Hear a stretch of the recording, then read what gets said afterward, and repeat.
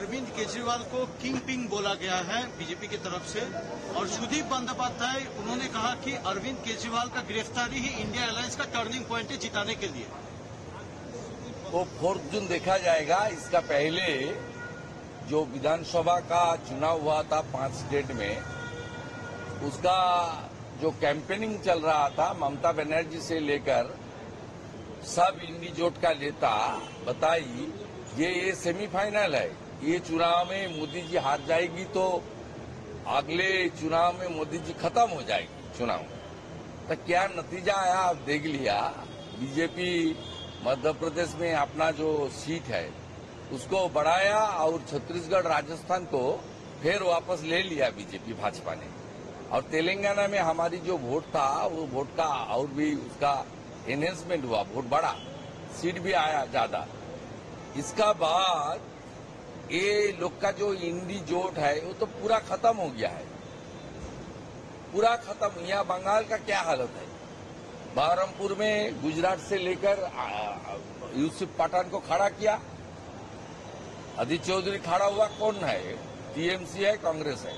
तो इंडी जोट का तो बर्बाद हो गया। मुर्शिदाबाद में देखिए सीपीएम का सेक्रेटरी सलीम खड़ा हुआ, सलीम साहब, उसका खिलाफ अबू ताहिर टीएमसी का खड़ा हुआ। इसलिए ये कोई चुनाव में सब लोग मोदी जी के पक्ष में है। इस बार 400 पार की नारा के ऊपर वोट हो रहा है। देश का लोग इतना स्ट्रांग प्राइम मिनिस्टर को छोड़ के भ्रष्टाचारी, परिवारवादी और तुष्टीकरण की नेता को वोट नहीं देगा। देश का लोग बोल रहा है 4G को वोट नहीं देगा। जवाहरलाल नेहरू, इंदिरा गांधी, राजीव गांधी, राहुल गांधी। 3G को वोट भी नहीं देगा। करुणानिधि, स्टैलिन, उदयनिधि। 2G को भी वोट नहीं मिलेगा, ममता बनर्जी और उनकी नेफ्यू। 4G, 3G, 2G को कोई वोट नहीं देगा, मोदी जी को ही वोट देगा। मोदी जी को ही प्राइम मिनिस्टर बनाना चाहिए। देश को तरक्की के लिए मोदी जी आने के पहले हमारी देश 12 इकोनॉमिकल स्ट्रांगेस्ट था, अभी 4th पोजीशन में चल रहा है। कोरोना काल में 250 करोड़ से ज्यादा जनता को, 250 करोड़ से ज्यादा डोज देश की जनता को मुफ्त में कोविड वैक्सीन मोदी जी ने दिलाई। देश का जनता को दिलाने के बाद 55 पुअर कंट्री उसको मोदी जी दिया।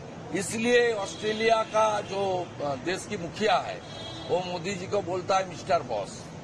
साउथ अफ्रीका का छोटा छोटा देश का प्रेसिडेंट, प्राइम मिनिस्टर 5 होकर प्रणाम करता है जो मोदी जी था। इसलिए हम लोग को मुफ्त कोरोना का वैक्सीन मिला।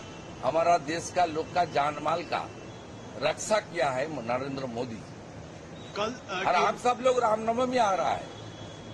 मोदी जी था तो राम मंदिर का उद्घाटन हुआ, मोदी जी नहीं था तो हम सब जो सनातनी है ना 500 साल से इंतजार कर रहा था तब राम मंदिर का उद्घाटन। अब आंकड़ा देख लीजिए, यहाँ से फ्लाइट जाता है डेली, 150 आदमी डेली जा रहा है।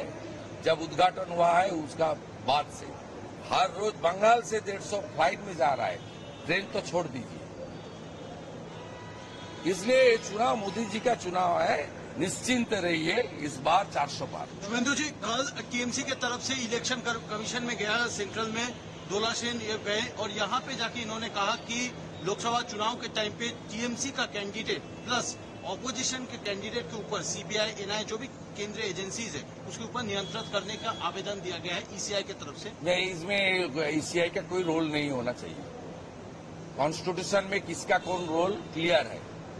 और सीआरपीसी, आईपीसी के अंदर काम, मेरा साथ आपका हाथापाई होगा, मारपीट होगा, उसके लिए इलेक्शन कमीशन मुझे छोड़ देगा, इलेक्शन कमीशन इंटरफेयर करेगा तो पुलिस का काम पुलिस करेगा। ये भी एजेंसी का काम एजेंसी कर रहा है। और एजेंसी का जो इन्वेस्टिगेशन चल रहा है जिसके अंदर हेमंत सोरेन से केजरीवाल, यहाँ का पार्थो चटर्जी से लेकर ज्योतिप्रिय मल्लिक सब अंदर में, ये सब कोर्ट मॉनिटरिंग है। ये सब लोग को कोर्ट जाने के लिए मौका दिया था एजेंसी।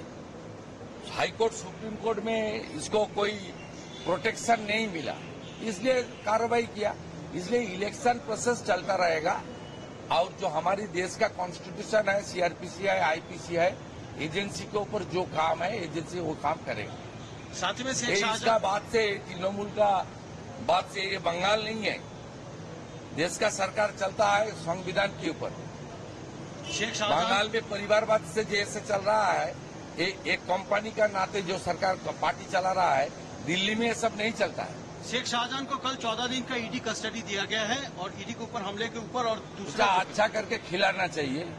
उन्होंने ईडी का आधिकारिक सीआरपीएफ का जवान का ऊपर माने अच्छा काम किया ना, यहाँ भी उसको अच्छा से मिठाई खिलाना चाहिए।